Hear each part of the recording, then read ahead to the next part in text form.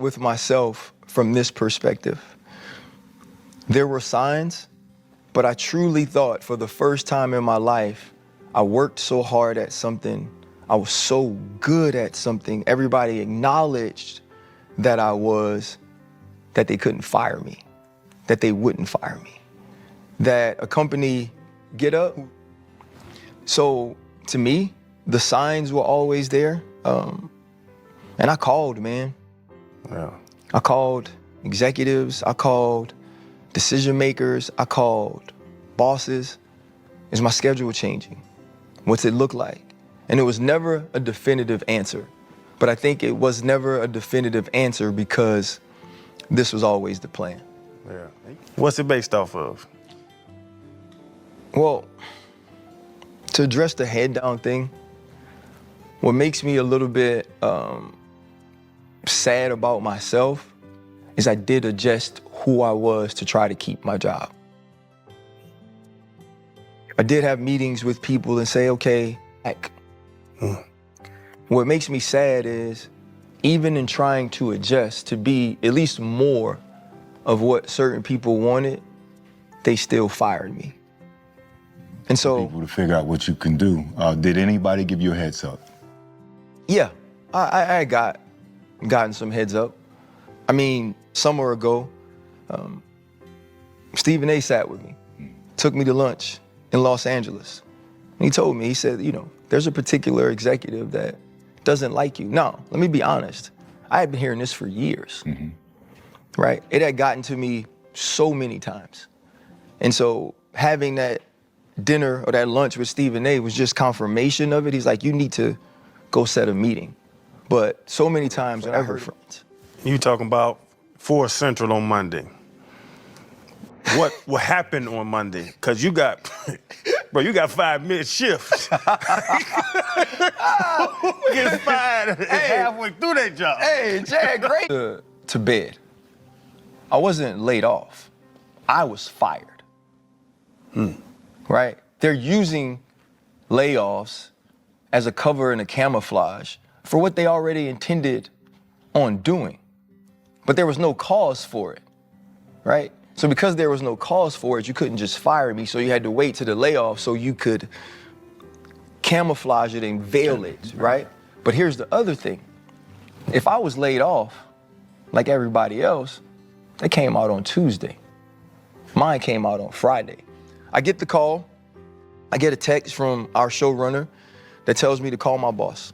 And he said, our friends, jokingly, at OutKick had the story and we're gonna leak it. And this kid, you know, from the West Bank is like so accepted in New Orleans now. Like, I wouldn't change that. You know, never. You know, like, all I ever wanted to do was be accepted. You know, and want it. So yeah, like that, I wouldn't change. You know? If you ask me, probably the first, like, Monday of football, when all my friends get to do something like we did, like, super special together, yeah, I'd probably change it. Make no mistake, you always have to stay on your pivot because situations like this can change overnight. Ryan Clark has finally broken his silence and shared his full side of what happened with ESPN, explaining the build-up to the shocking moment when he was fired live during NFL Live on Monday. If you want the complete interview, check the link in the description to watch the opening of the Pivot podcast, the show he hosts alongside Channing Crowder and Fred Taylor. They've built that platform into something special over the years, with major guests, viral moments, and conversations that consistently make headlines. But before we go any further, there are a lot of layers to unpack here, and you won't believe how complicated this really gets. Personally, I've got to be honest, I wasn't a fan of seeing Ryan Clark break down emotionally on camera. His feelings are absolutely valid, but if it were me, there's no way I'd let ESPN executives or anyone who wanted me gone see that they had gotten under my skin. Even if life has thrown serious challenges my way, I wouldn't tie those emotions to this particular moment with the entire world watching. At the end of the day, he lost a job, and that's painful, but everyone processes those moments differently. Speaking for myself, though, I just couldn't handle it that way. I'm simply calling it exactly how I see it. I've been fired and laid off before, too, but I could never picture myself reacting like that in front of millions, because to me, it came across a little too performative. That said, after spending 11 years at ESPN, if everything Ryan Clark described is accurate, it's understandable why he felt betrayed, especially since he made it clear only a handful of executives were responsible. According to him, one major issue was that his willingness to speak on Black culture and racial topics became a problem for certain people behind the scenes. He claimed one of the top decision-makers didn't want ESPN's platform being used for those conversations and preferred that he simply stick to football analysis. Ryan admitted he even toned down that side of himself in an effort to protect his position, and that's a harsh lesson about working inside a massive corporation. Whether people like it or not, companies like Disney and ESPN often operate with a plug-and-play mindset, where no employee is viewed as irreplaceable. You might believe you're the best at what you do, and maybe you are, but corporations usually believe someone else can step right into your role. Their mindset is simple. They're providing the platform, the promotion, the audience, and the resources, so they believe the brand is bigger than any one personality. Ryan also revealed that over the past year, he noticed communication changing, schedules shifting, and the overall relationship with management becoming noticeably different. He said everything became crystal clear after speaking with an executive the previous Friday, especially once details about his situation somehow leaked to OutKick. Ryan also pointed to an earlier OutKick article tied to the Kyron Lacey situation, saying it painted him unfairly and damaged his reputation before this firing ever happened.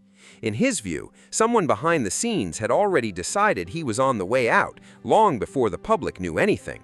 He insisted this wasn't some committee vote, but the decision of one powerful executive who ultimately pushed him out. The truth is, situations like this happen every day across corporate America, and Ryan himself admitted that's nothing new. What made this different was that it happened on one of the biggest sports platforms in the world, where he believes ESPN embarrassed him. Think about how brutal that sequence really was, because Ryan says they already knew what was coming before Monday even arrived. Instead of quietly handling the situation behind closed doors, they still had him appear on the show before pulling the trigger in front of everyone watching. Ryan also shut down the online rumors involving Stephen A. Smith, saying Stephen A. had actually tried to prepare him for what was happening. He explained there was nothing Stephen A. could realistically do to save his job because those decisions weren't in his hands. And honestly, that's probably true, because regardless of how influential Stephen A. is on television, he doesn't run ESPN or make executive-level personnel decisions. Stephen A. himself has repeatedly said his responsibility is to do his job, keep the network successful, and make money for the company. Ryan suggested Stephen A. simply encouraged him to meet with the people involved and try to smooth things over because he genuinely respected him. Despite that, plenty of people still push the narrative that Stephen A. somehow played a role in Ryan's firing. He even mentioned Emmanuel Acho jumping into the conversation, something that only added more fuel to the online debate. Then the discussion shifted toward Acho's YouTube presence, with criticism over his use of the former Undisputed channel that previously featured Shannon Sharpe and Skip Bayless. The argument was that it's hard to lecture others about YouTube's success while benefiting from a channel that already had a massive built-in audience. On top of that, taking shots at Shannon Sharpe while using that platform only made the situation look even more questionable. In the end, there are multiple conversations happening at once, but one thing is hard to ignore. Ryan Clark believes he was publicly humiliated by ESPN. That's exactly why moments like this are a reminder that no matter how successful you become, working for a corporation always comes with risks. The safest mindset is to keep building your own platform, keep grinding, and never stop creating opportunities that nobody can take away. Stay on your pivot.